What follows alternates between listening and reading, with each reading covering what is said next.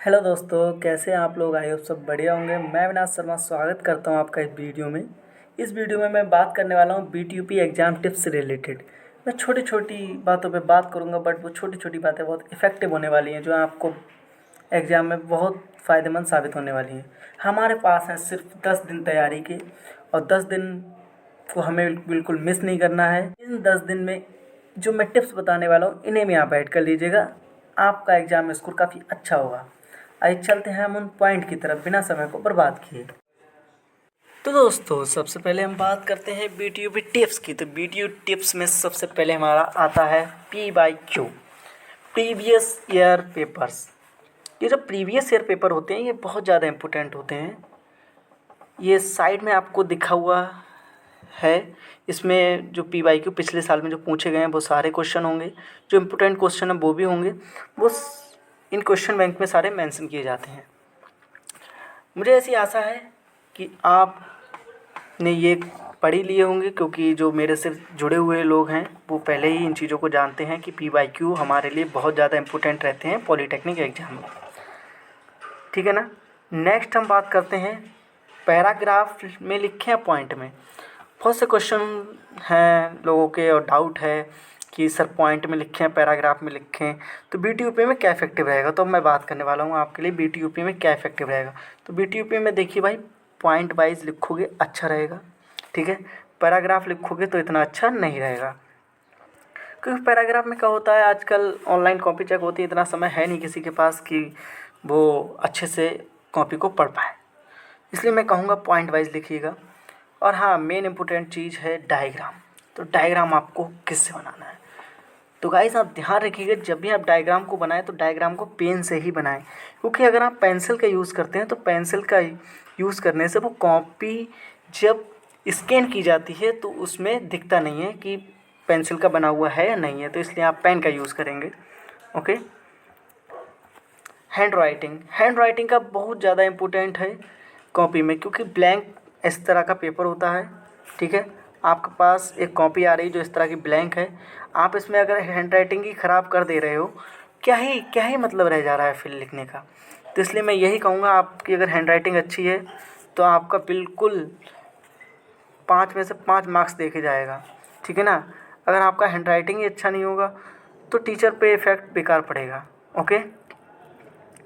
और सबसे बड़ी बात रहती है टोटल पेज कितने लिखें। लोग कहते हैं अरे ज़्यादा लिख लें, ज़्यादा लिखने से कुछ तो बहुत ज़्यादा पेज लिखिएगा, पास होने की जो प्रोबेबिलिटी है वो बढ़ जाएगी।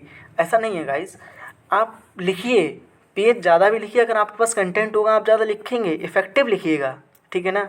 मैटर करता है आप इफ़ेक्टिव कितना लिख रहे हैं। तो मैं यही कहूँगा, आप इस चीज़ को ध्यान से सुने कि आपको इफ़ेक्टिव भी लिखना है। ओके। आप सिर्फ पेज को काउंट करने पे ध्यान मत दीजिएगा, आप इस पे भी ध्यान दीजिएगा आप कितना इफ़ेक्टिव लिख रहे हैं। ठीक है। और टोटल पेज को फिर काउंट कर लीजिएगा। अगर आपको ऐसा लग रहा है कि आप पास नहीं हो पाओगे, ठीक है, अगर आपको लग रहा है कि पास ही नहीं हो पाओगे, तब आपको कम से कम 10 से 15 पेज के प्लस में ले जाना है। ओके।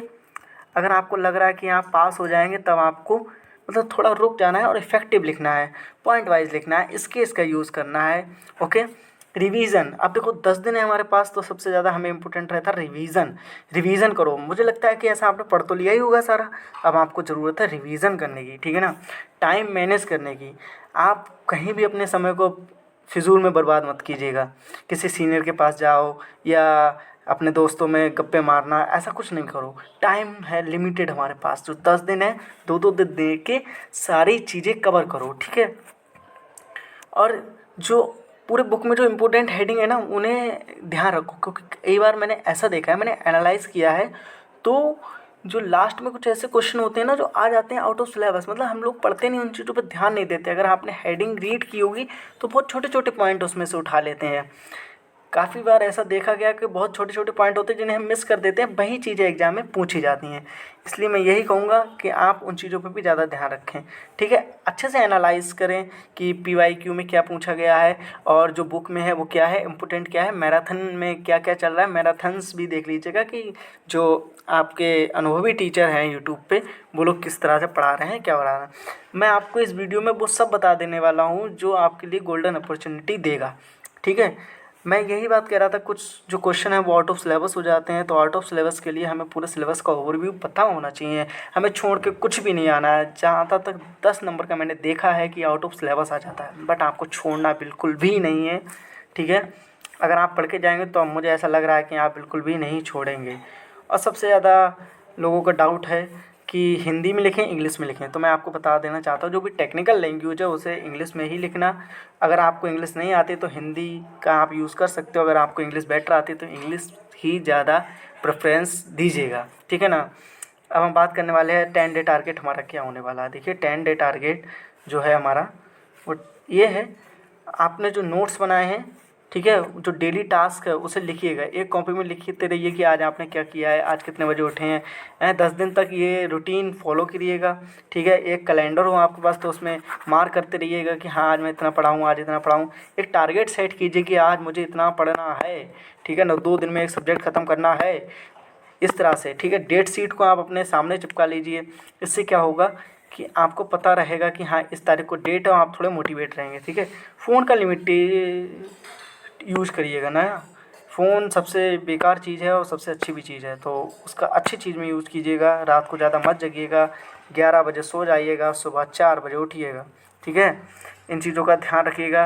अगर आपके लिए लगता है कि वीडियो यूज़फुल रही है तो प्लीज़ लाइक कर दीजिएगा, वीडियो को शेयर करने की ज़रूरत नहीं है, अच्छी चीज़ें ज़्यादा लोगों को भेजना मत चाहिए, ठीक है ना। क्योंकि अगर मूर्खों को समझाओगे तो वो हमें पागल समझेंगे, अगर समझदार को समझाओगे तो वो सराहना करेंगे। तो ये वीडियो मूर्खों के लिए नहीं है, ये वीडियो शॉर्ट में थी जो कि मैंने अपनी आज तक के सीखे हुए सारे अनुभव को आप के लिए कम शब्दों में बता दिया है। इस वीडियो को आप इस तरह से ले सकते हैं कि मैंने गागर में सागर भर दिया है। अब समझने वाले इस वीडियो से बहुत कुछ समझ जाएंगे और ना समझने वालों के लिए मैं बिल्कुल नहीं समझा पाऊँगा। उनसे हाथ जोड़ के मेरी विनती है, मुझे क्षमा कर दीजिएगा कि आपका मैंने समय व्यतीत किया, इतना व्यर्थ किया, उसके लिए